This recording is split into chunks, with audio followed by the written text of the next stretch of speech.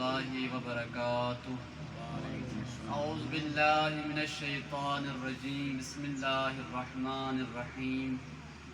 الحمد لله والصلاة والسلام على رسول المصدق المصطفى الأمجد المحمود الأحمد حبيب إله العالمين أبي القاسم مصطفى محمد. اللهم صل على محمد وآل محمد وعلى أهل بيته الطيبين الطاهرين المعصومين المنتخبين الذين أذهب الله عنهم الرجس أهل البيت ويطهركم تطهيرا. اللهم صل على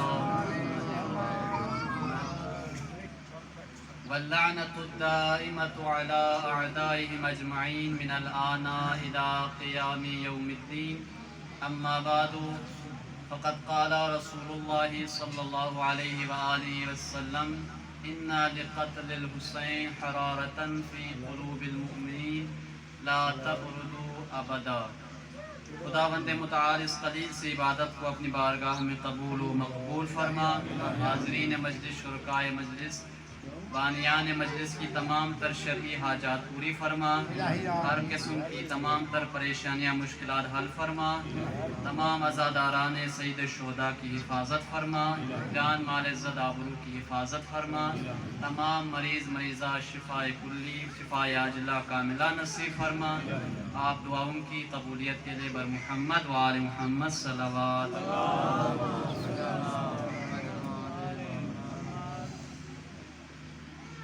شکر گزار ہیں خداوند متعال کی بارگاہ میں جو رب کائنات ہے، جو اس پوری کائنات کا خالق بھی ہے، مالک بھی ہے، رب بھی ہے، جو آپ اور میرا بھی رب ہے، کافر و مشرک کا بھی رب ہے، جو آپ اور میرا بھی پروردگار ہیں، کافروں کا بھی پروردگار ہے،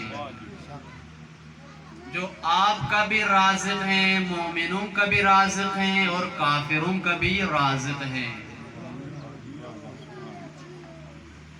جو مؤمنین کا بھی مالک ہے، کافرین کا بھی مالک ہے، جو کچھ آپ اور میرے پاس موجود ہیں، جو کچھ کائنات میں موجود ہیں، ہر شے اسی کی ملکیت میں ہے، جو آغاز کائنات ہیں. امام جواد علیہ السلام سے کسی پوچھنے والے نے پوچھا، یا ابن رسول اللہ آپ ہمیں بتائیے اس کائنات کا آغاز کب ہوا؟ کس سے اس کائنات کا آغاز ہوا؟ ہم نے تو سنا ہے کہ حضرت آدم سے اس کائنات کا آغاز ہوا ہے. امام علیہ السلام نے اس کو جواب دیا. پہلے اس نے کہا کہ ہر چیز کا ایک آغاز ہے، ہر چیز کی ایک ابتدا ہے. اس کائنات کی ابتدا کس چیز سے ہے؟ امام نے جواب دیا اس کائنات کا آغاز خدا کی ذات سے ہے. پھر اس نے دوسرا سوال پوچھا امام سے. امام اس وقت چھوٹے سے تھے، 9 سال کی عمر میں تھے. پوچھا خدا سے پہلے کیا تھا؟ کائنات سے پہلے خدا کی ذات تھی، تو خدا سے پہلے کیا تھا؟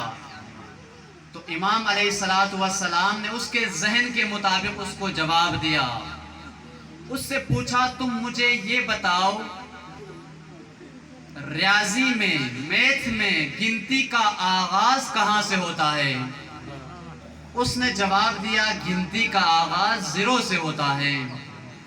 امام نے پوچھا 0 سے پہلے کیا تھا؟ اس نے کہا 0 سے پہلے کچھ بھی نہیں تھا. امام نے فرمایا خدا سے پہلے کچھ بھی نہیں تھا. پہلے خدا کی ذات ہے، پھر کائنات تخلیق ہوئی ہے. اور اس کائنات کا یہ جو بہترین شاہکار نظام آپ مشاہدہ فرما رہے ہیں، اس کائنات کے اس بہترین نظام کا چلانے والا خدا کی ذات ہے. ہر چیز کا بہترین نظام خدا نے بنایا ہے. یہ جو ہم دیکھ رہے ہیں پودے بڑے ہو جاتے ہیں، پانی اپنی ایک سمت میں چلتا ہے، صبح ہوتی ہے، شام ہوتی ہے، بارشیں نازل ہوتی ہیں، موسم تبدیل ہو جاتا ہے، یہ سب کچھ خدا کا ہی نظام ہے۔ ہر شے کے اندر خدا نے ہدایت رکھ دی ہے، ہر شے کا مقدر خدا نے مقرر کیا ہے کہ اس نے اسی کے مطابق ہی جانا ہے۔ لیکن ان تمام مخلوقات میں سے ایک مخلوق حضرت انسان بھی ہے۔ انسان کا نظام باقی مخلوقات سے ہٹ کر ہے۔ باقی مخلوقات جبری طور پر خدا کے نظام میں رواں دواں ہیں، لیکن انسان نے اس خدا کے نظام پر اپنے ارادے سے چلنا ہے، اپنے اختیار سے چلنا ہے۔ اسی لیے خدا نے باقی کسی مخلوق کی ہدایت کے لیے کوئی نبی نازل نہیں کیا، کوئی آسمانی کتاب نازل نہیں کی، کوئی دین نازل نہیں کیا۔ فقط انسان کی ہدایت کے لیے دین ہے، فقط انسان کی ہدایت کے لیے آسمانی کتاب ہے، فقط انسان کی ہدایت کے لیے انبیاء بھیجے ہیں، فقط انسان کی ہدایت کے لیے اولیاء بھیجے ہیں، فقط انسان کی ہدایت کے لیے اوصیاء بھیجے ہیں۔ میں آپ کو ایک مقام تک لے جا رہا ہوں، اس تک شاید آپ تھوڑا سا بور ہو جائے، لیکن انشاءاللہ بہت جلد آپ کی زحمات تمام کروں گا۔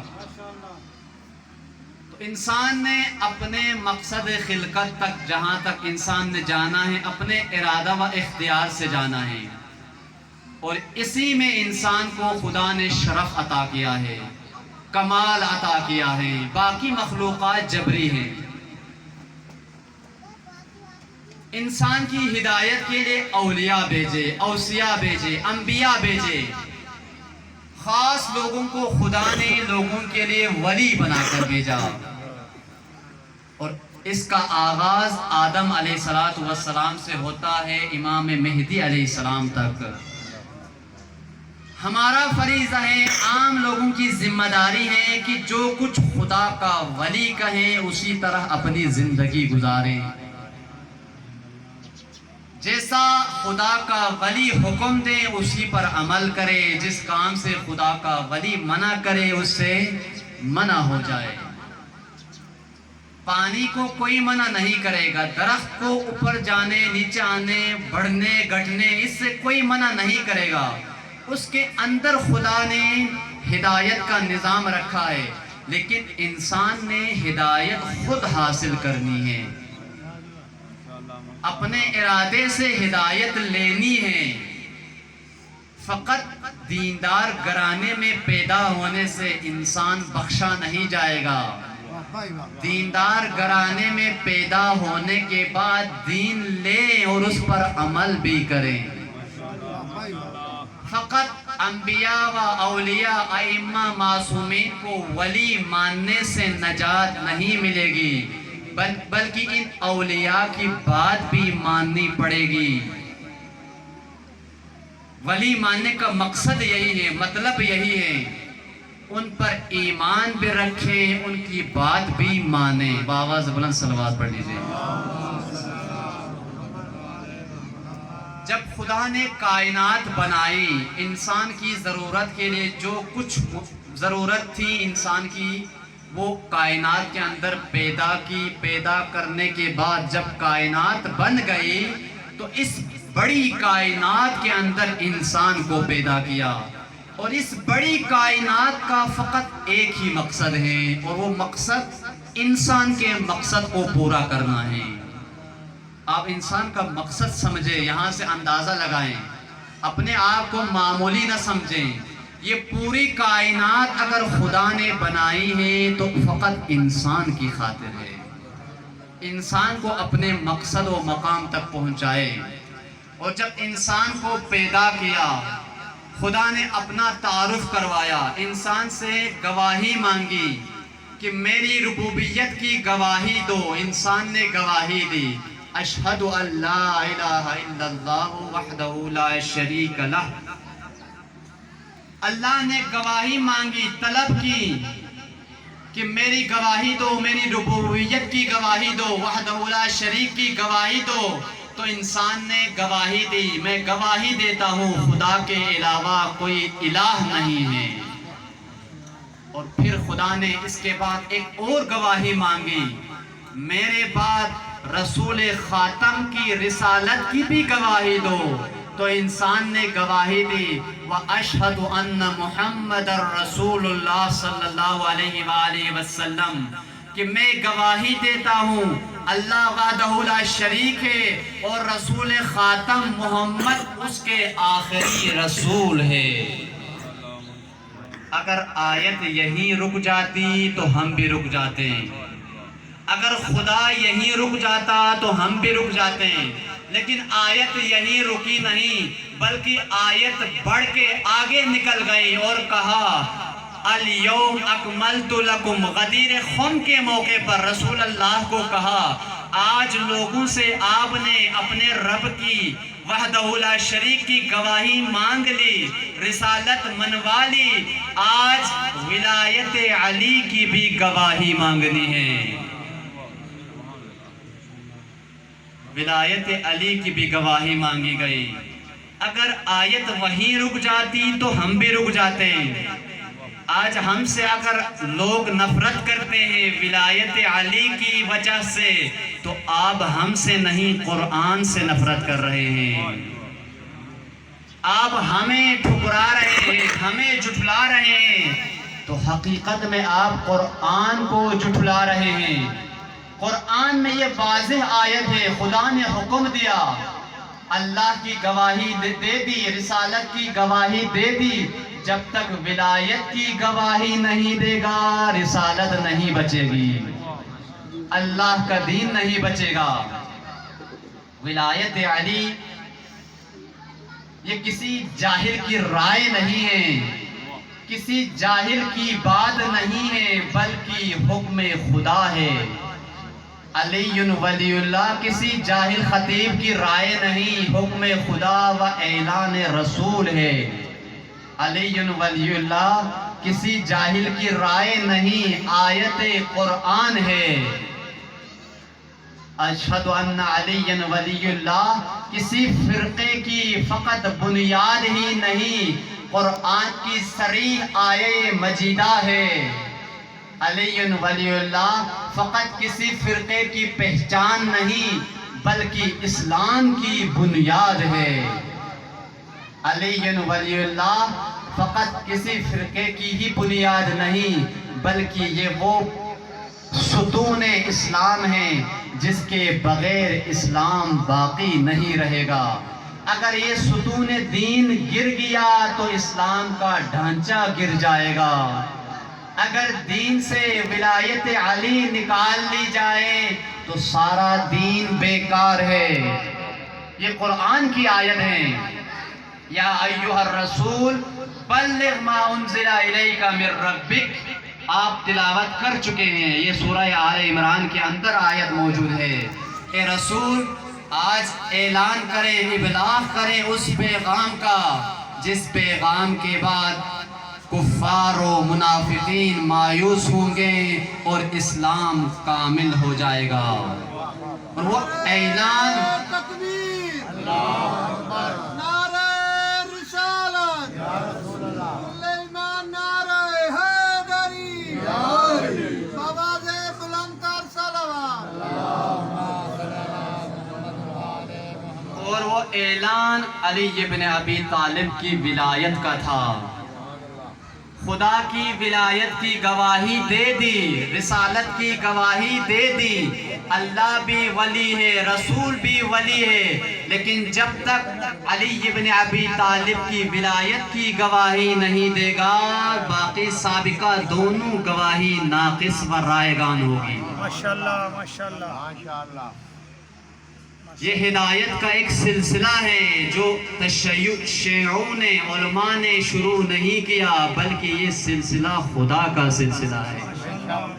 ہدایت انسان کے لیے خدا نے ولایت کا جو آغاز اپنی ذات سے کیا، اسی ہدایت کے سلسلے کا ایک نام ولایت علی ہے۔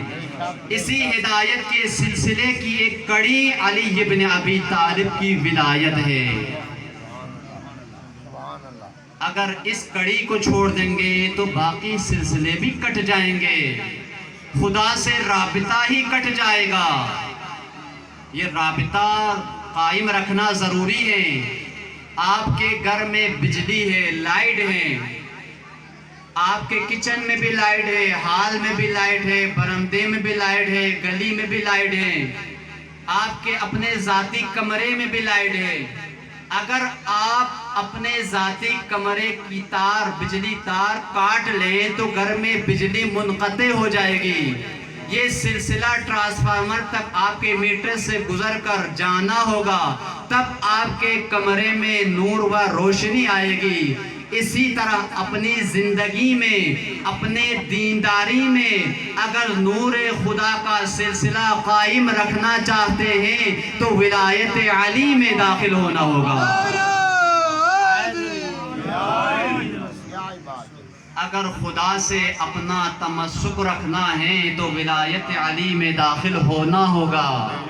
اسی لیے خدا نے فرمایا ولایت علی بن ابی طالب حصنی، علی کی ولایت میرا محفوظ قلعہ ہے. جو اس قلعے میں داخل ہوا وہ میرے عذاب سے محفوظ رہے گا. جو اس قلعے سے باہر رہے گا اسے میرا عذاب گھیر لے گا، اسے میرے عذاب سے کوئی بچانے والا نہیں ہوگا. بابا سے بلند صلوات پڑھیں. لیکن ہوا کیا؟ ولایت کا اعلان ہوا. مسلمانوں کی اکثریت نے رسول کی رحلت کے 70 دن بعد علی علیہ السلام کی ولایت کا انکار کیا اور خلافت سے اپنے آپ کو متمسک کیا.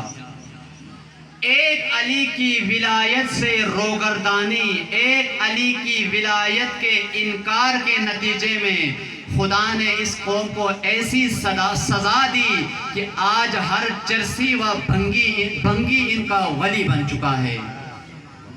ہر چرسی کو ولی بنایا ہوا ہے. کیوں؟ علامہ اقبال رحمت اللہ علیہ کے بقول وہ ایک سجدہ جسے تو گراں سمجھتا تھا، 1000 سجدے سے دیتا ہے آدمی کو نجات. اگر ایک رب کائنات کے آگے سجدہ کریں تو 1000 طاغوت کا انکار کرنا ہوگا. ہزاروں سجدے سے انسان کو نجات دے گا، ہزاروں مشکلات انسان کی حل ہو جائیں گی. اگر ایک علی ابن ابی طالب کی ولایت میں داخل ہو جاتے تو آج ہر بھنگی چرسی آپ کا ولی نہ بنتا. ہر بھنگی آج ولی بن کے گلی میں آباد نہ ہو جاتا، ہر چرسی ولی بن کے گلی میں آباد نہ ہو جاتا. یہ ہمارا اپنا قصور ہے. اور ایک خلافت علی کو ٹھکرانے کا نتیجہ کیا ہوا؟ ہر ظالم و جابر، طاغوت و ستمگر آج مسلمانوں کا حکمران بن چکا ہے. اگر آغاز شروع دن سے علی کی ولایت اور اسی ولایت کے سلسلے کے ساتھ ملت اسلامیہ اپنے آپ کو متمسک رکھتے تو آج امت اسلامیہ پر آل سعود جیسا ظالم حکمران قابض نہ ہو جاتا جو دنیا بھر میں مسلمانوں پر ظلم کریں، کعبے کے اوپر قبضہ کریں، مسلمانوں کی ثروت لوٹیں. اگر ایک علی کی خلافت کے اندر داخل ہو جاتے تو آج یہ دن دیکھنا نصیب نہ ہو جاتی.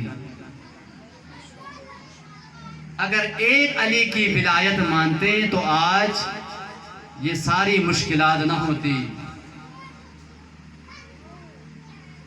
اور جب علی کی ولایت کا انکار کیا اور اپنا رخ امت اسلامیہ مسلمانوں نے کسی اور سمت کر لیا، علی کو، آپ کی آل کو، اولاد علی کو کہ جنہیں خدا نے ولی مقرر کیا تھا، انہیں اپنے حق سے محروم کر کے اوروں کو اپنا ولی بنایا، غیروں کو اپنا ولی بنایا، غیروں کو اپنا حاکم و سرپرست بنا دیا اور جانشین رسول کا اعلان کروایا.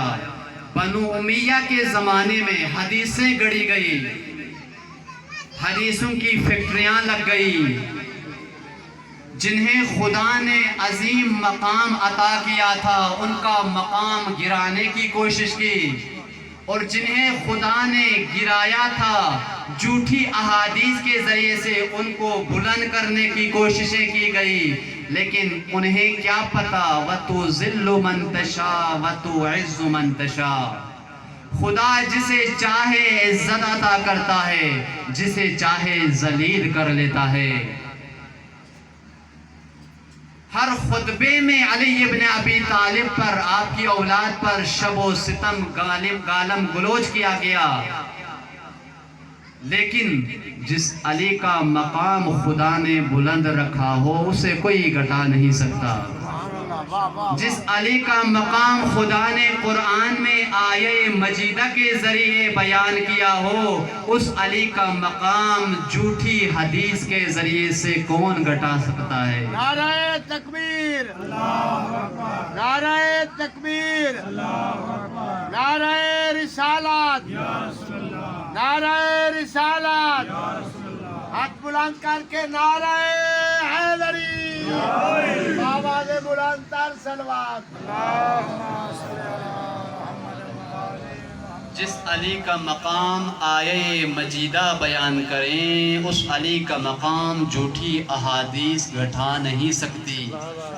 جس علی کو رب کائنات ولی بنائے اس علی کی ولایت کی گواہی کوئی دہشت گرد ہم سے چھین نہیں سکتا۔ جس علی کی ولایت کی گواہی خدا نے مانگی ہو اس علی کی ولایت کی گواہی ہم سے کوئی ظالم چھین نہیں سکتا۔ جس علی کی ولایت کی گواہی سورہ مائدہ بیان کرے اس علی کی ولایت کی گواہی بنی امیہ روک نہیں سکتا۔ بے شک، بے شک۔ اور یہ وہ علی ہیں جو جانشین رسول بنے۔ کیسے بنے؟ موسیٰ علیہ السلام نے اپنے لیے جانشین اپنے بھائی ہارون کو خدا سے مانگا۔ ہارون علیہ السلام کو خدا نے حضرت موسیٰ علیہ السلام کا وصی و جانشین انتخاب کیا، لیکن حضرت ہارون کو خدا نے خود وصی انتخاب نہیں کیا بلکہ حضرت موسیٰ نے خدا سے طلب کی، دعا مانگی، خدایا میرے بھائی ہارون کو میرا وصی و جانشین مقرر فرما۔ تو خدا نے حضرت موسیٰ کی دعا سن لی اور حضرت ہارون کو موسیٰ کا جانشین مقرر کیا۔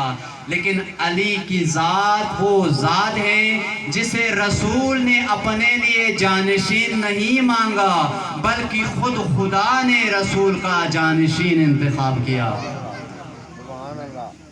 رسول نے علی ابن ابی طالب کو اپنا جانشین انتخاب نہیں کیا، یہ انتخاب خدا کا انتخاب ہے۔ یہ اعلان رسول کا اعلان نہیں، یہ اعلان خدا ہے۔ یہ ولایت رسول کی دی ہوئی ولایت نہیں، یہ ولایت خدا کی جانب سے دی ہوئی ہے۔ عزادارو، یہ چہلم کی مجلس برپا ہے، منعقد ہیں۔ ہم اسی علی کی ولایت کے دم بھرنے والے شیعہ محب پیروکار ہیں۔ اتنے فضائل ائمہ معصومین علیہم السلام کے ہیں، لیکن ہم اپنے معصومین کی زندگی میں اگر دیکھیں تو ہر معصوم اپنی زندگی میں مظلوم ہے۔ سبحان اللہ۔